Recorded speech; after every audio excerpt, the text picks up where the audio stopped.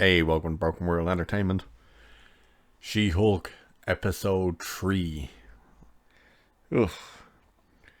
This episode is a courtroom full-on episode. You've She-Hulk representing Abomination in one part, and then you have another story with a lawyer named Pug. Yes, I shit you not. Pug. Representing the dopey dude, Dennis. The guy, who was, there's a hot chick over there, I'm gonna speak to it. Wow. Oh, this episode also has this rapper person in it, Megan Thee Stallion. I've never heard of her, ever, until this very week, when everywhere start talking about this. Oh my god, she's in She-Hulk. Oh, it's gonna be great. Oh, what a step up for her. All this. Yeah, she's in it for about 20 seconds. Yep. She's in a courtroom near the end of the episode. The side story with the guy Dennis is that he thought he was dating the real Megan Thee Stallion. Turns out it was a shapeshifter elf from New Asgard. And when he wins his case against her, because she defrauded him, whatever, the camera pans in the courtroom, and Megan Thee Stallion is sitting in there with a fan, and I shit you not, I thought it was a vibrator in her hand for a second. I was like, what the hell? Until I realized it was a fan. I actually thought it was a vibrator. But she's just sitting there and she goes, that's right, Megan Thee Stallion wouldn't date that, or something on those lines. That was it. That was her shot. And then she's part of the post-credit rubbish scene. And I won't tell you what is yet. So we pick up from last week where Jen is told to check out the news. By the way, this episode in total says 27 minutes long. The actual episode is roughly around 24 and a half minutes long. There's exactly a minute and a half of recap from the first two episodes and the Marvel Studios logo thing at the beginning. So it starts off with them finding out that, or her talking with Abomination about his escape, and he tells her he didn't escape, that he was kidnapped against his will out of his cell to go and compete. And when she asks who helped you escape this maximum security prison, he says the Sorcerer Supreme, Master of the Mystic Arts, Wong. So they tweet our Jen's friend Nikki. She tweets, either tweets or Instagrams or something, to Wong to say, can he show up? While this is happening, Jen gets called into the boss's office, where Dennis is sitting there. She's like, oh no. And he's going, no, anyone but her. That he's bringing a case against who he thought was Megan Thee Stallion. which was this elf from New Asgard, shape-shifting elf from New Asgard. He doesn't want Jen. Jen makes fun of him, because she's laughing at him because he thinks he was dating the real Megan Thee Stallion. Excuse me. And he picks this random guy who's this lawyer called Pug to represent him. By the way, they go full on hating all of our channels and us who just aren't interested in the show. They call out, like, they have it on all these very quick clips, like all smashed together of guys going like, you can't change the source material, and you have no problem with a female hero as long as you don't change her, and other guys going, you can't take the name Hulk and put she in front, all that type. They're basically trying to call all of us out, saying this is what yous are. And it's like, you people are real idiots. You really are. You haven't a clue. By the way, she keeps, every time Jen leaves the prison and goes into the prison, there's these reporters that keep talking to her. And I'm pretty sure, I'm actually going to look this up, but I'm pretty sure one of them is in fact the arms dealer dude from Black Widow. Like, you see him, I'm just like, I think that's the Black Widow guy. So, the guy Pug takes Dennis's case,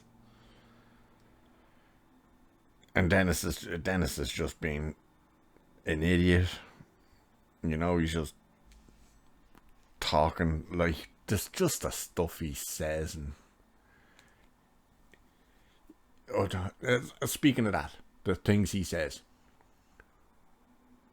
when Jen is brought in to be asked to represent them, and he's like, no, I don't want her, another woman walks into the office for some reason, and he straight away goes, no, I can't work with a 10 because she could end up being my new fiance, and then winks at her.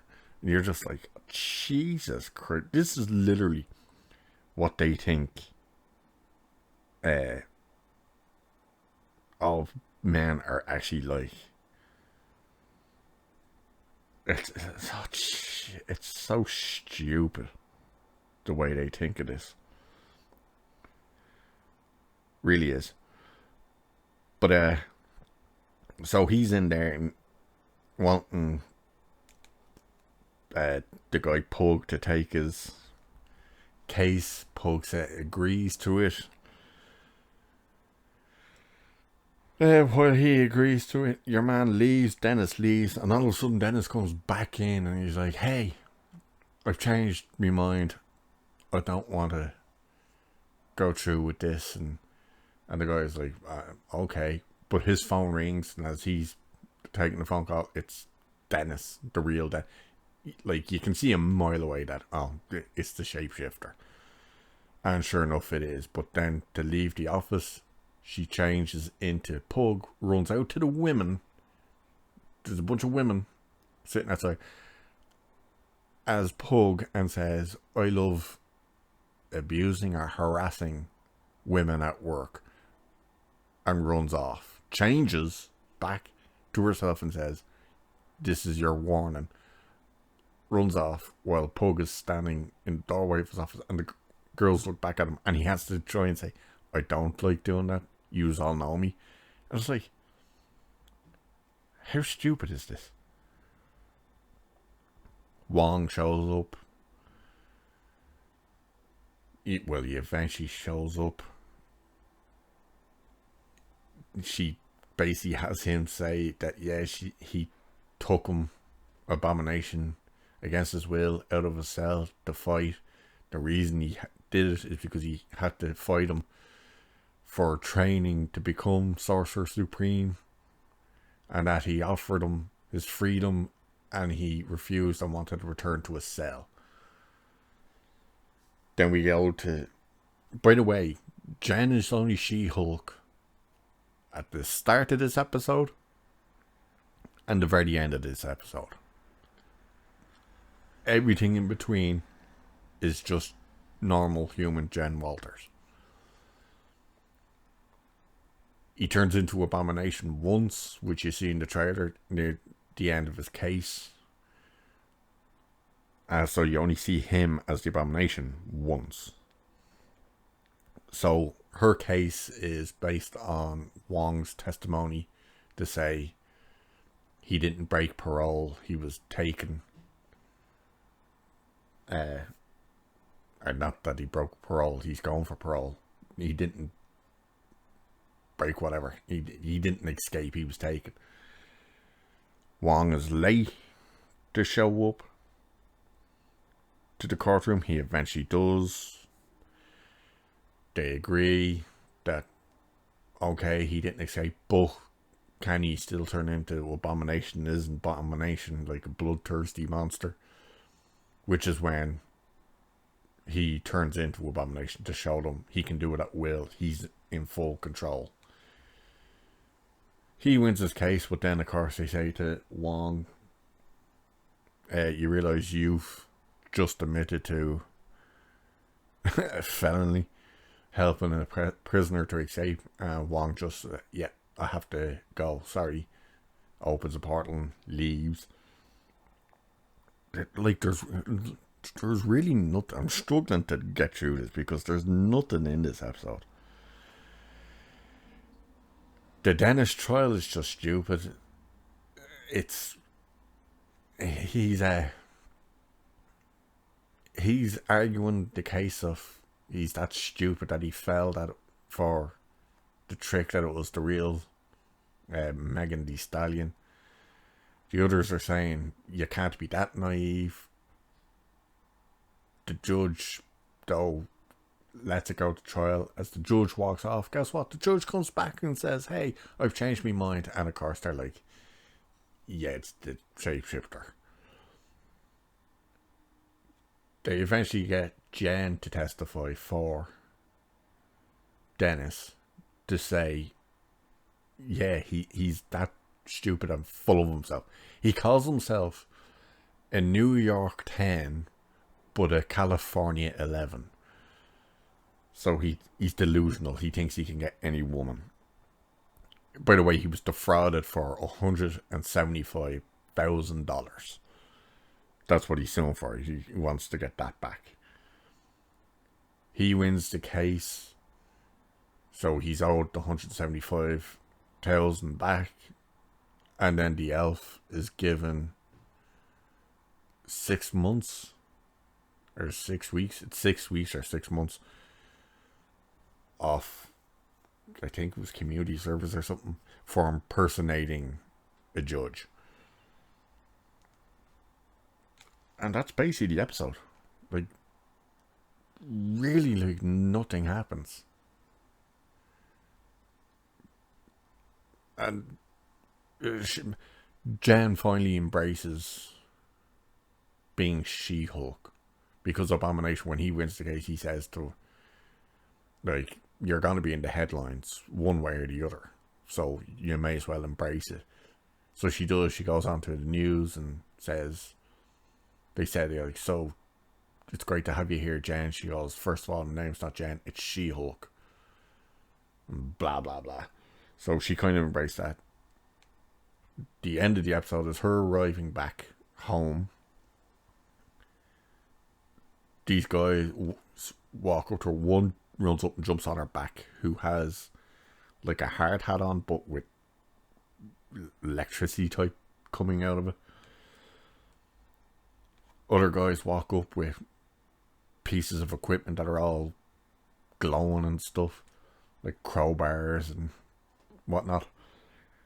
She turns into She-Hulk. They're like, if you're gonna be She-Hulk, you know, comes with this and blah blah blah. And she makes the joke of did you rob a... Because there's like 4 or 5 of them. They've all individually different things that look like they'd all be the one outfit. And she says to them, did you rob a Asgardian construction worker? And they're like, yeah. So she's like, right, let's do this. She turns into She-Hulk, kicks the hell out of them. One of them tries to stab her in the neck with some sort of syringe. It bends. They all say sorry. She throws one guy up into the air who vanishes. Like, he must have gone higher. And he lands on his head and you're just like, he's dead. He's not. He's fine. He gets off. Not even a bloody nose. He's fine. They get into their van to drive off and they're like, did you get her? Did you get it? And the guy pulled out the bent syringe. He's like, no. She turned into that thing before I could stab her. She was I don't know why that line was there, because he tries to inject her while she was She-Hulk. She was She-Hulk before he tried to stab her. So, and he says the boss or someone won't be happy about this. So obviously they're trying to get her blood for whatever reason. Who cares? And that's where the episode ends. The fourth wall breaking stuff is just atrocious again. She's trying to tell you it's not going to be a show where there's cameos every week. And then she realizes, except for Bruce, an Abomination, and now Wong. And then she's like, but remember whose show it is. So that's where it ends. We get our credits, and then we get our post-credit scene, which is She-Hulk in her office with Megan Thee Stallion twerking. Yeah. They're literally twerking. Megan Thee Stallion seems to be taking Jen on as her lawyer for some reason. It's just her signing a contract and then they're twerking. And Megan Thee Stallion says, you're much more fun than my last lawyer. And Jen says, I will literally kill for you, Megan Thee Stallion.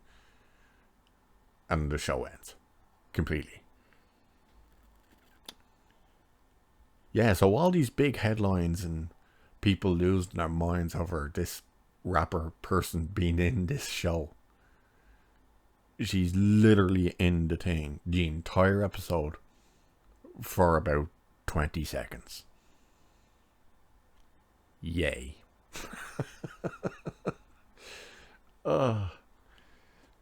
Oddly enough, this episode doesn't feel as bad because there's no CG in it.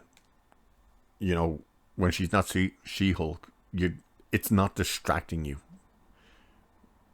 But it is interesting that she was only She-Hulk at the very start and very end of the episode.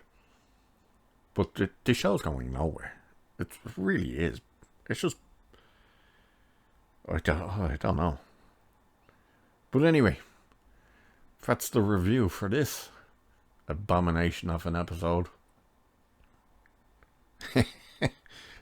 Really nothing happens. It's still not funny at all in any way. The storytelling is piss poor. Right, I'll leave it there for this one. Cheers. Catch you in the next.